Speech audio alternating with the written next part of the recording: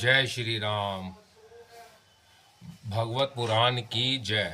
10वां अध्याय। श्री कृष्ण द्वारका गमन। शौनक जी ने पूछा, धार्मिक शिरोमणि महाराज युधिष्ठिर ने अपनी पैतृक संपत्ति को हड़प जाने के इच्छुक आतताइयों का नाश करके अपने भाइयों के साथ किस प्रकार से राज्य शासन किया और कौन कौन से काम किए, क्योंकि भोगों में तो उनकी प्रवृत्ति थी ही नहीं। सूत जी कहते हैं, संपूर्ण सृष्टि को उज्जीवित करने वाले भगवान श्री हरि परस्पर की कालहग्नि से दग्ध कुरुवंश को पुनः अंकुरित कर और युधिष्ठिर को उनके राज्य सिंहासन पर बैठाकर बहुत प्रसन्न हुए।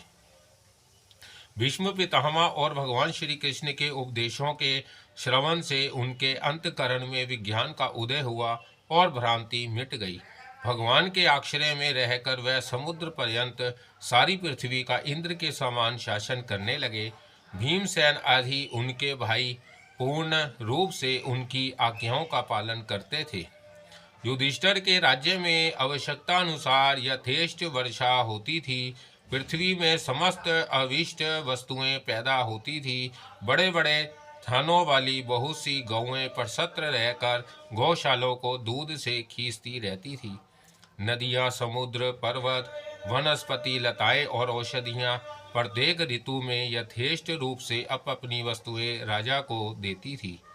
अजातशत्रु महाराज युधिष्ठिर के राज्य में किसी प्राणी को कभी भी आधि व्याधि अथवा दैविक, भौतिक और आत्मिक कलेश नहीं होते थे। अपने बंधुओं का शोक मिटाने के लिए और अपनी बहन सुभद्रा की प्रसन्नता के लिए भगवान श्री कृष्ण कई महीनों तक हस्तिनापुर में ही रहे। फिर जब उन्होंने राजा युधिष्ठिर से द्वारका जाने की अनुमति मांगी, तब राजा ने उन्हें अपने हृदय में लगाकर स्वीकृति दे दी। भगवान उनको प्रमाण करके रथ पर सवार हुए। कुछ लोगों ने उनका आलिंगन किया और कुछ ने प्रणाम। उस समय सुभद्रा, द्रौपदी, कुंती, उत्तरा, गंधारी, धृतराष्ट्र, युयुत्सु, कृपाचार्य, नकुल, सहदेव, भीमसेन, धौम्य और सरस्वती आदि सब मूर्छित से हो गए। वह श्रांगपाणी श्री कृष्ण का विरह नहीं कर सके। भागवत सूर्य सत्य पुरुषों के संग से जिसका दुसह छूट गया है, वह विचारशील पुरुष भगवान के मधुर मनोहार सुयश को एक बार भी सुन लेने पर भी उसे छोड़ने की कल्पना भी नहीं करता।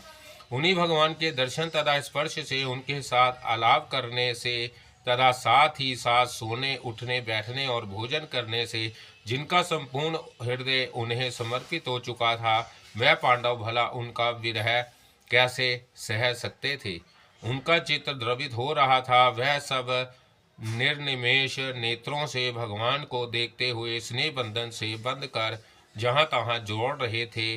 भगवान श्री कृष्ण के घर से चलते समय उनके बंधुओं की स्त्रियों के नेत्र उत्कंठ वश उमड़ते हुए आंसुओं से भर आए, परंतु इस भय से कि कहीं यात्रा के समय अशकुन ना हो जाए, उन्होंने बड़ी कठिनाइयों से उन्हें रोक लिया।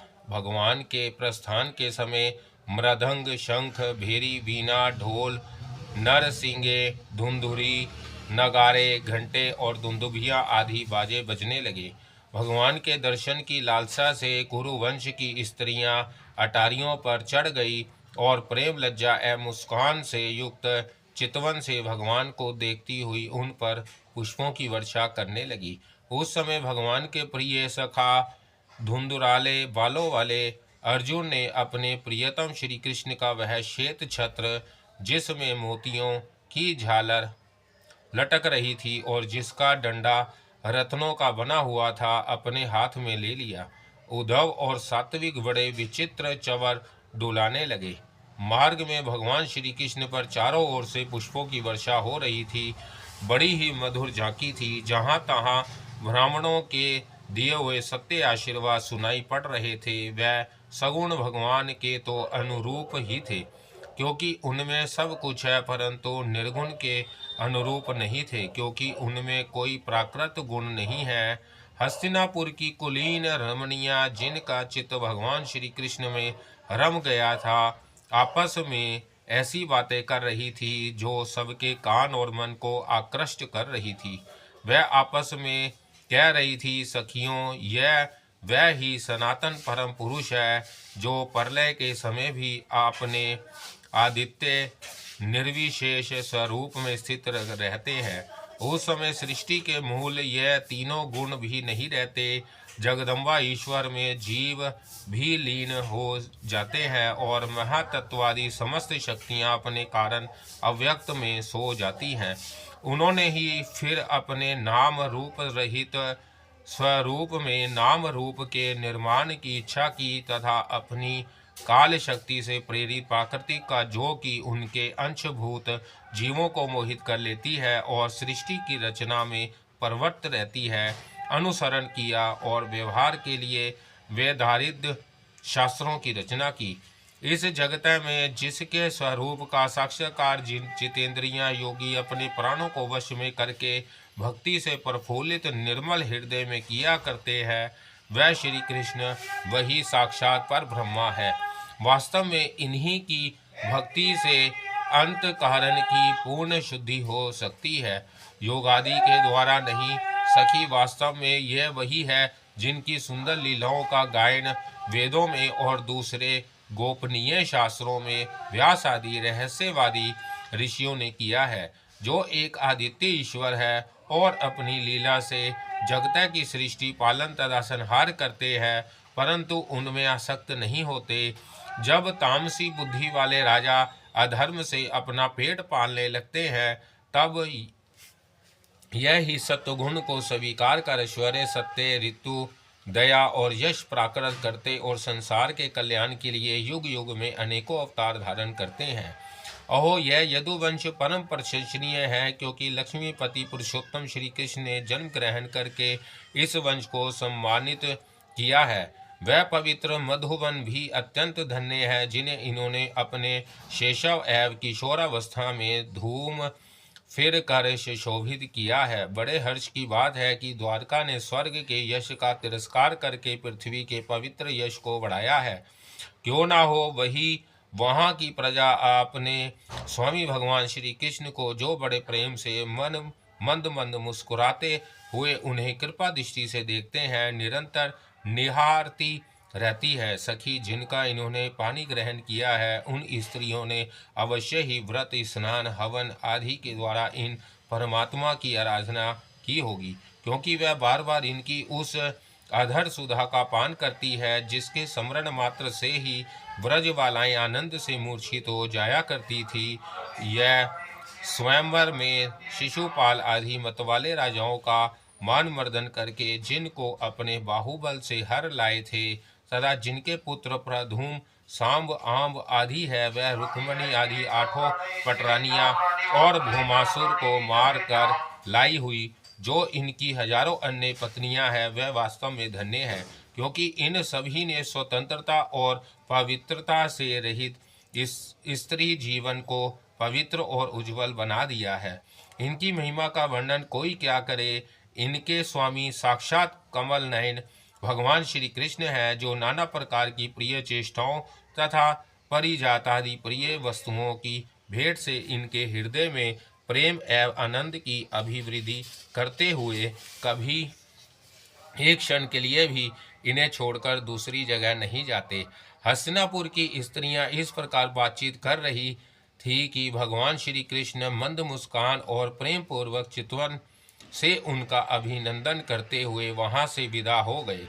अजात शत्रु युधिष्ठिर ने भगवान श्री कृष्ण की रक्षा के लिए हाथी, घोड़े, रथ और पैदल सेना उनके साथ कर दी। उन्हें स्नेहवश यह शंका हो गई थी कि वहीं कहीं रास्ते में शत्रु इन पर आक्रमण ना कर दे। सुदृढ़ प्रेम के कारण कुरुवंशी पांडव भगवान के साथ बहुत दूर तक चले गए। वह लोग उस समय भावी विरह से व्याकुल हो रहे थे। भगवान श्री कृष्ण ने उन्हें बहुत अनुग्रह करके विदा किया और सत्यादि, उद्धव आदि प्रेमी मित्रों के साथ द्वारका की यात्रा की। शौनक आदि वह कुरु जंगल, पतंजल, शूरसेन, यमुना के तटवर्ती प्रदेश, ब्रह्माव्रत, कुरुक्षेत्र, मत्स्य, सारसभरत और मरुधन्व देश को पार करके सौवीर और अभीर देश के पश्चिम अनर्त देश में आए। उस समय अधिक चलने के कारण भगवान के रथ के घोड़े कुछ थक से गए थे। मार्ग में स्थान स्थान पर लोग अपराधी के द्वारा भगवान का सम्मान करते। स्वयं काल होने पर वह रथ पर से भूमि पर उतर आते और जलाशय पर जाकर संध्या वंदन करते। यह उनकी नित्यचर्या थी। द्वारका में श्री कृष्ण रजोचित स्वागत। 11वां अध्याय। सूत जी कहते हैं, श्री कृष्ण ने अपने समृद्ध अनर्त देश में पहुंचकर वहां के लोगों की विरह वेदना बहुत कुछ शांत करते हुए अपना श्रेष्ठ पंचजन्य नामक शंख बजाया। भगवान के ओठों की लीला से लाल हुआ वह श्वेत वर्ण का शंख बजते समय उनके कर कमलों में ऐसा शोभेमान हुआ जैसे लाल रंग के कमलों पर बैठकर कोई राजहंस उच्च स्वर से मधुर गान कर रहा हो। भगवान के शंख की वह ध्वनि संसार के भय को भयभीत करने वाली है। उसे सुनकर सारी प्रजा अपने स्वामी श्री कृष्ण के दर्शन की लालसा से नगर के बाहर निकल आई। भगवान श्री कृष्ण आत्मा राम है। वह अपने आत्म लाभ से ही सदा सर्वदा पूर्ण काम। फिर भी जैसे लोग बड़े आदर से भगवान सूर्य को भी दीपदान करते हैं, वैसे ही अनेक प्रकार की भेंटों से प्रजा ने श्री कृष्ण का स्वागत किया। सबके मुख कमल प्रेम से खिल उठे। वह हर्ष गदगद वाणी से सबके सुहृदय और संरक्षण भगवान श्री कृष्ण की ठीक वैसे स्तुति करने लगे जैसे बालक अपने पिता से अपनी तोतली बोली में बातें करते हैं। स्वामी, हम आपके उन चरण कमलों को सदा सर्वदा प्रमाण करते हैं जिनकी वंदना ब्रह्मा, शंकर और इंद्र तक करते हैं, जो इस संसार में परम कल्याण चाहने वालों के लिए सर्वोत्तम आश्रय है, जिनकी शरण ले लेने पर परम सर्वथा काल भी एक बाल तक बांका नहीं कर सकता। विश्व भावना आप ही हमारे माता सुहृदय स्वामी और पिता हैं। आप ही हमारे सद्गुरु और परम आराध्य देव हैं। आपके चरणों की सेवा से हम कृतार्थ हो रहे हैं। आप ही हमारा कल्याण करें। आहा, हम आपको पाकर सनाथ हो गए, क्योंकि आपके सर्व सुंदर सार अनुपम रूप का हम दर्शन करते रहते हैं। कितना सुंदर मुख है, प्रेम पूर्ण मुस्कान से स्निग्ध चितवन। यह दर्शन तो देवताओं के लिए भी दुर्लभ है। कमल नयन श्री कृष्ण, जब आप अपने बंधु बांधवों से मिलने के लिए हस्तिनापुर अथवा मथुरा चले जाते हैं, तब आपके बिना हमारा एक एक क्षण कोटि कोटि वर्षों के समान लंबा हो जाता है। आपके बिना हमारी दशा वैसी हो जाती है जैसे सूर्य के बिना आँखों की। भक्त वत्सल भगवान श्री कृष्ण प्रजा के मुख से ऐसे वचन सुनते हुए और अपनी कृपामय दृष्टि से उन पर अनुग्रह की वृद्धि करते हुए द्वारका में प्रविष्ट हुए। जैसे नाग अपनी नगरी भोगवती की रक्षा करते हैं, वैसे ही भगवान की वह द्वारकापुरी भी मधु, भोज, ददर्श, अरहा, कुकुर, अंधक और वंशी यादवों से, जिनके पराक्रम की तुलना और किसी से भी नहीं की जा सकती, सुरक्षित थी। वह पूरी समस्त ऋतुओं के संपूर्ण वैभव से संपन्न एवं पवित्र वृक्षों एवं लताओं के कुंजों से युक्त थी। स्थान स्थान पर फलों से पूर्ण उद्यान, पुष्प वाटिकाएं एवं क्रीड़ावन थे। बीच बीच में कमल युक्त सरोवर नगर की शोभा बढ़ा रहे थे। नगर के फाटकों, महल के दरवाजों और सड़कों पर भगवान के स्वागतार्थ बंधन वारे लगाई गई थी। चारों ओर चित्र विचित्र ध्वजा पताकाएं फहरा रही थी, जिनसे उन स्थानों पर धाम का कोई प्रभाव नहीं पड़ता था। उसके राजमार्ग, अन्याय सड़कें, बाजार और चौक झाड़ बुहार कर सुगंधित जल से सींच दिए गए थे और भगवान के स्वागत के लिए बरसाए हुए फल, फूल, अक्षत, अंकुर चारों ओर बिखरे हुए थे। घरों के प्रत्येक द्वार पर दही, अक्षत, फल, ईख, जल से भरे हुए कलश, उपहार की वस्तुएं और धूप दीप आदि सजा दिए गए थे।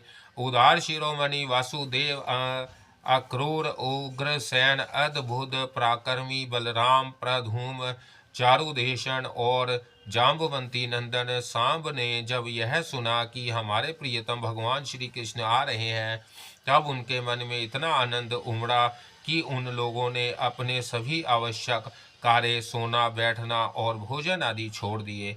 प्रेम के आवेग से उनका हृदय उछलने लगा। वह मंगल शकुन के लिए एक गजराज को आगे करके सब सत्यायन पाठ करते हुए और मांगलिक सामग्रियों से सुसज्जित ब्राह्मणों को साथ लेकर चले। शंख और तुरही आदि बाजे बजने लगे और वेद ध्वनि होने लगी।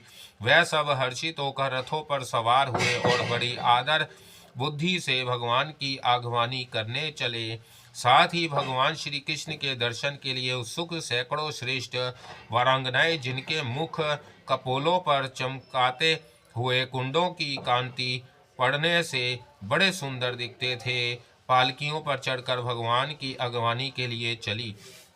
बहुत से नट, नाचने वाले, गाने वाले, विरध, बरखाने वाले, सूत, मगध और वंदी जन भगवान श्री कृष्ण के अद्भुत चरित्रों का गायन करते हुए चले।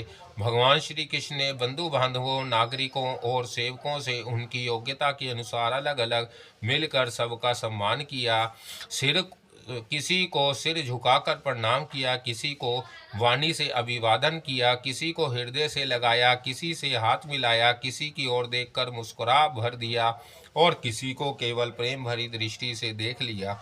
जिसकी जो इच्छा थी उसे वही वरदान दिया। इस प्रकार चंडाल पर्यटन सबको संतुष्ट करके गुरुजन, सह पत्नीक ब्राह्मण और वृद्धों का तथा दूसरे लोगों का भी आशीर्वाद ग्रहण करते एवं बंदी जनों से वरुदावली सुनते हुए सबके साथ भगवान श्री कृष्ण ने नगर में प्रवेश किया।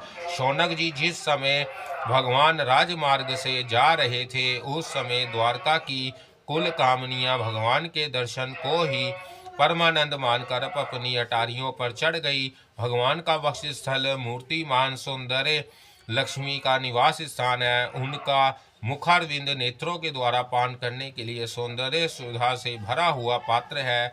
उनकी भुजाएं लोकपालों को भी शक्ति देने वाली है। उनके चरण कमल भक्त परमहंसों के आश्रय है।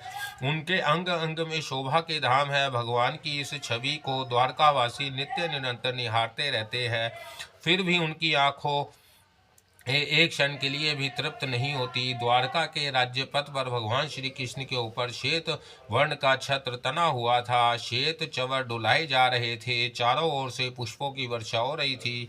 वह पीताम्बर और वर्णमाला धारण किए हुए थे।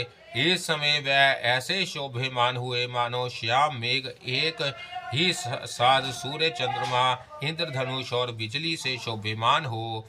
भगवान सबसे पहले अपने माता पिता के महल में गए। वहां उन्होंने बड़े आनंद से देवकी आदि सातों माताओं को चरणों पर सिर रख कर प्रणाम किया और माताओं से उन्हें अपने हृदय से लगाकर गोद में बिठा लिया। स्नेह के कारण उनके स्तनों से दूध की धारा बहने लगी। उनका हृदय हर्ष से विरह हो गया और वह आनंद के आंसुओं से उनका अभिषेक करने लगी। माताओं के आज्ञा लेकर वह अपने समस्त भोग सामग्रियों से संपन्न सर्वश्रेष्ठ भवन में गए। उनसे 16,000 पत्नियों के अलग अलग महल थे। अपने प्राणनाथ भगवान श्री कृष्ण को बहुत दिन बाहर रहने के बाद घर आया देखकर रानियों के हृदय में बड़ा आनंद हुआ। उन्हें अपने निकट देखकर वह एकाएक ध्यान छोड़कर उठ खड़ी हुई। उन्होंने केवल आसन को ही नहीं बल्कि उन नियमों को भी त्याग दिया जिन्हें उन्होंने पति के प्रवासी होने पर ग्रहण किया था।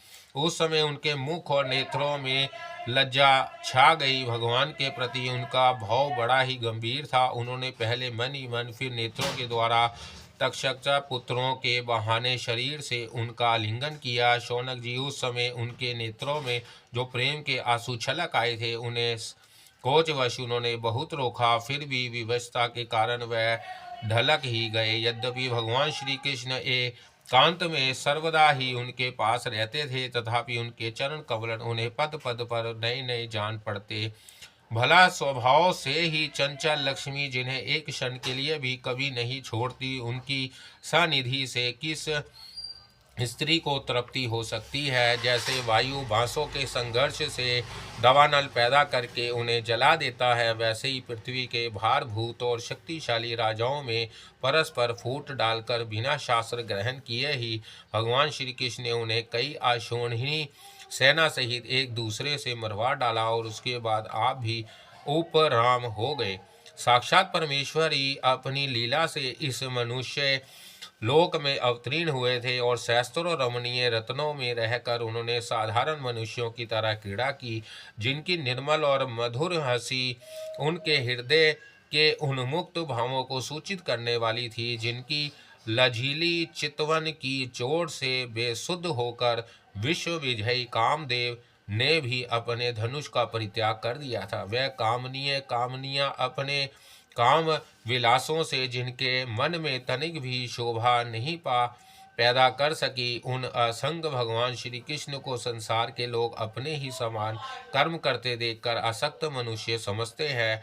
यह उनकी मूर्खता है। यही तो भगवान की भगवता है कि वह प्राकृतिक से स्थित होकर भी उसके गुणों से कभी लिप्त नहीं होते। जैसे भगवान की शरणगत बुद्धि अपने में रहने वाले प्राकृत गुप्तों से लिप्त नहीं होती, वह मूढ़ स्त्रियां भी श्री कृष्ण को अपना एकांत सेवी स्त्री परायण भक्त ही समझ बैठी थी, क्योंकि वह अपने स्वामी के ऐश्वर्य को नहीं जानती थी। ठीक वैसे ही जैसे अहंकार की वृत्तियां ईश्वर को अपने धर्म से युक्त मानती हैं।